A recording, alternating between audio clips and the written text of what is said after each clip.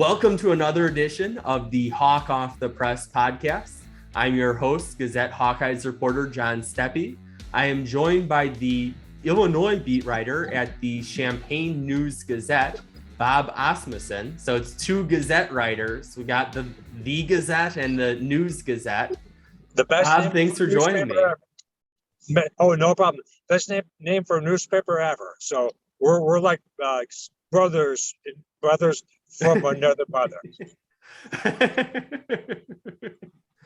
Well, starting off, I think the big news going into this game is Bret Bielema not being able to coach on Saturday. What's the latest with that?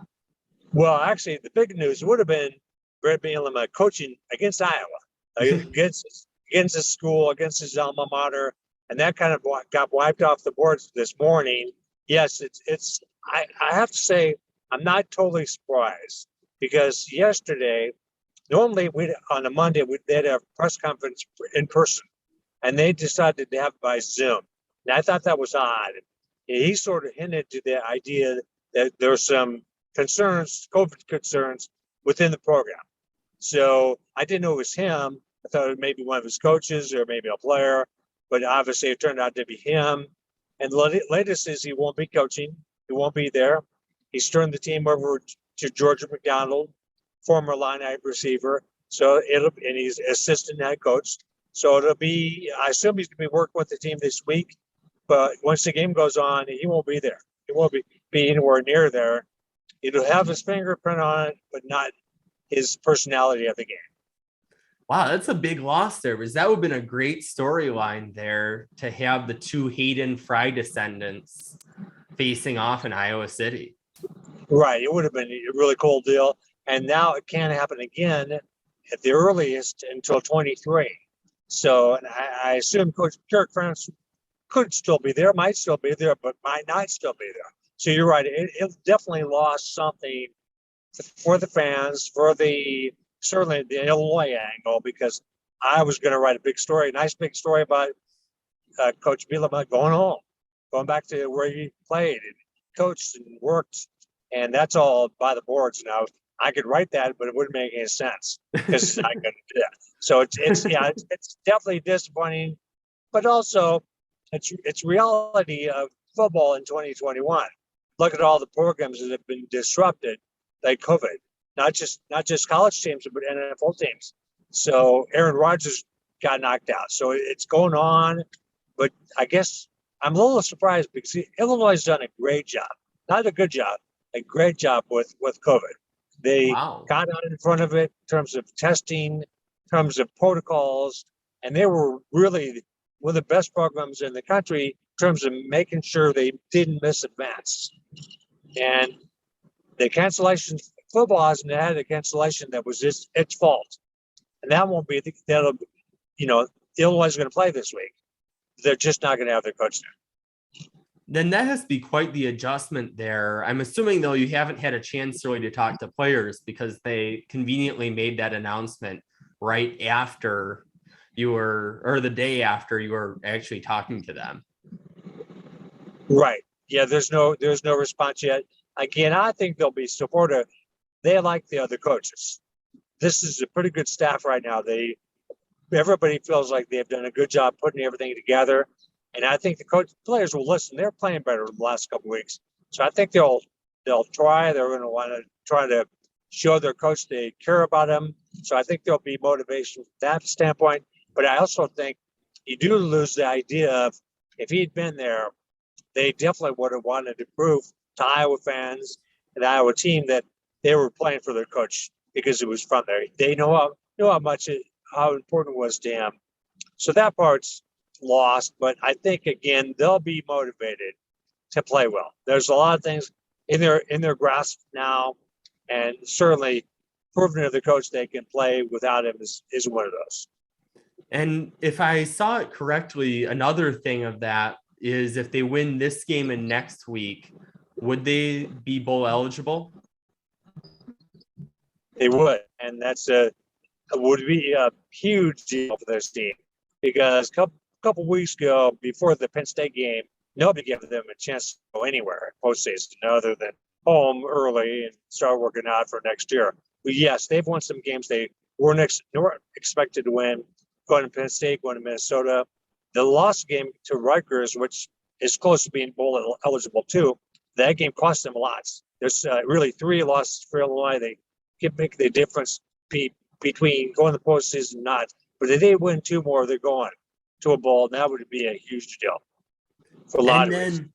For someone who maybe hasn't seen, well, I think most people have probably seen the Penn State game with the 9 overtimes, but for someone who hasn't seen the Illini play this year, what should they expect to see from this team on Saturday at Kinnick?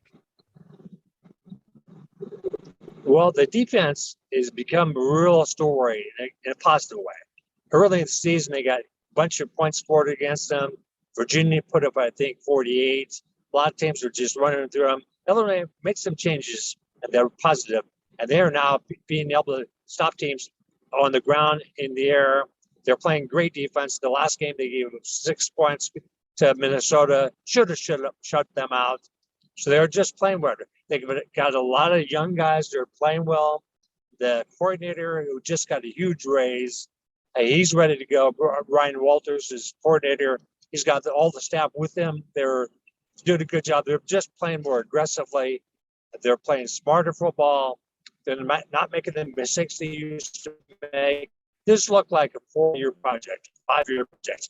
I think people now think it could be a 2-year project or a 3-year project, or maybe even a 1-year project. Wow, that's quite the difference there. Yes.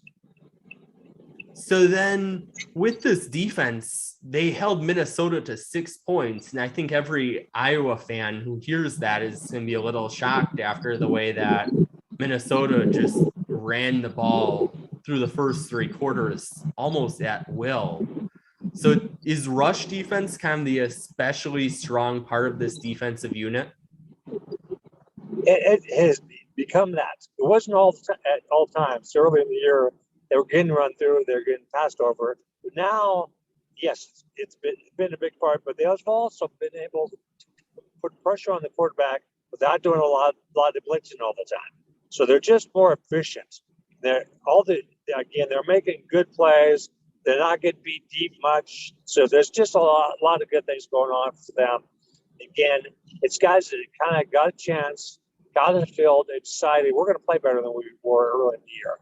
And there's a bunch of guys. I couldn't even name one, but one guy I will mention, Oren Carney, 5th-year senior, defensive end, linebacker. I don't know what you really call what position he plays, but he's getting the backfield.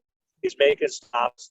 He's doing a lot of good things, doing what seniors should do, playing the best. He's turned himself into an NFL player. That's really important, but I think he's also led the team and been a really good player. But they got a lot of guys that are really helping. And then offensively, it seems like this is a team, and it's going to sound familiar to Iowa fans after playing Northwestern, Minnesota, Wisconsin in the last 3 weeks. But they seem to be a team that likes to run the ball a lot. Oh, definitely. Chase Brown's having a really good year, transfer from Western Michigan. And the passing game is not very, very strong. So they've looked for something that works. I think Bret Bielema long-term wants to be able to run the ball, power football like they did at Wisconsin. And I think that's what they're trying to show now. It helps you a lot of ways. It helps the defense because the offense is on the field more, cuts time out of the game. So they're done a lot of good things. And I think Brandon Peters last couple of weeks has played better at quarterback, which has also helped the offense, help the running game, because they've shown an ability to complete some passes, maybe make the opposing defenses a little off kilter a little bit. And it seems like he's done it maybe not by throwing a ton, but with kind of a lot of low volume, high efficiency games. Right, exactly. That's what he's trying to do. Yeah, and people talked about him that way when he got here 2 years ago. They talked about him being more of a manager, and people hate that term. But I think the thought of him, it's not just he wasn't the instigator. He was a guy that could keep you moving the ball. And that's all you need. And he's finally playing like people thought he would the last couple of weeks. So I think he's definitely key Saturday because Iowa's defense is pretty good, and I think they'll be able to do some good work against Illinois' running game. So I think Brandon Peters will have to have a good game Saturday for Illinois and be in contention. Well, that'll be interesting too, because Iowa's secondary has been gaining more strength. Riley Moss, who was leading the FBS in interceptions, came back against Northwestern, still is kind of getting his feet under him. But that could be an interesting matchup there for Iowa's now stronger secondary. Well, a good test there for Brandon Peters. Definitely. No question about that. And then on special teams, how have the Illini been doing on that part of the field? Well, Blake Hayes, the punter, like Iowa's got a great punter. Illinois' got a great punter too. He's one of the finalists, semifinalists for the Ray Guy Award. I think the Iowa punter is as well. I think there's 5 guys in the Big Ten. Pretty good league for punting. But Blake Hayes has been a godsend from the second he got here from Australia. He's able to pin the ball deep. He gets a lot of good coverage because he kicks the ball so high at times. So Australian kicker, but he's really good. So I think he's a benefit for them. And James McCourt has been really consistently good on long kicks. He's won several games during his career, last-second field goals. I think the team has ultimate confidence in him. So I think they're in good shape. So if the game comes out of the special teams field position, Illinois will have a chance. Well, it could be a special teams fans dream on Saturday between that and then Iowa with Torrey Taylor. So right. The punting is winning t-shirts have been really popular in Iowa City. It seems like that will be true on Saturday. I like it. Punting is winning. Why not? Do you have a game prediction yet? I haven't thought much about it. I would have told you Illinois had a chance because they're playing well. And Iowa was not very good against Northwestern. But I think not having Bielema makes me lean toward thinking Iowa was going to win. I think that his presence on the field, in the locker room, all that's going to be very important for Illinois. I think the team will try really hard to prove they can win it without him. But I think it's going to be hard for them. I think I'd give Iowa about a 10-point advantage, maybe 30-20. Okay, I'm going with 21-13 for now, but okay. I may still change my mind 2 or 3 times between now and Saturday. I'll call you back. I may too. Well, thanks, Bob, for the time. I really appreciate it. John, anytime. I look forward to seeing you on Saturday in the press box. All right? Thank you.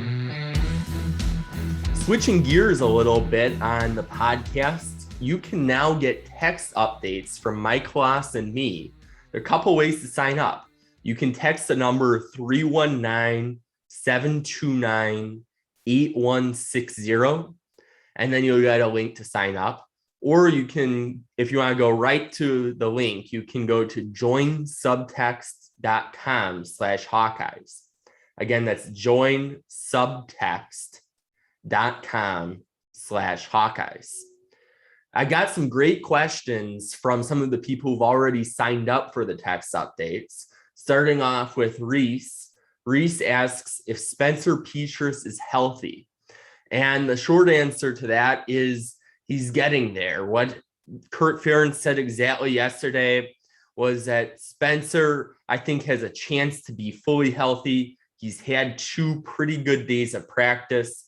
So we'll see how it looks here this week and go from there. So he's getting there. Now, the natural follow-up to that I asked was, well, if he is healthy, who's the starter? And Kirk said, quote, we haven't had that conversation. Now, there's probably a little bit of some trying to keep Illinois guessing in terms of what's going to happen. I'm not a betting person, but if I was, I would say probably Padilla, just based on the fact that he's still getting the first team reps. I think they're really kind of easing Spencer in, and he's right now taking second team reps, he's saying. So we'll see, though. Time will tell on that one.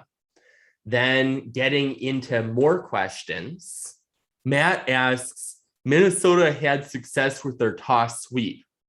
Will they try to get Goodson outside the box and get him some space to run? Well, that's definitely a good idea. I think that would help. I don't think we're going to get exact game plan details ahead of time for probably some obvious reasons in terms of not tipping their hand too much. But I think it would work. The one question always is when we're talking about mid-season adjustments is it isn't like they're going to throw away the playbook. And well, this isn't quite throwing away, but they aren't going to make dramatic changes to what they're doing from week to week. Usually is, I think Spencer was saying I think it was right after the bye week. Well, we're not going to add new plays or anything during the bye week. So maybe we see it a little more. I wouldn't expect to all of a sudden see Iowa to be a running team that loves the toss sweep by any means, but it's an interesting idea, that's for sure. And then got another question, this one from Liz. This one gave me a little bit of a chuckle here. Will we freeze our butts off? Well, I'll put my meteorology hat on, and I'm not a very sophisticated meteorologist. I just open up the weather app on my phone, and the high in Iowa City for Saturday is 52, and the low is 34. So I guess one benefit of having these 1 p.m. starts is you do get a little more daylight there.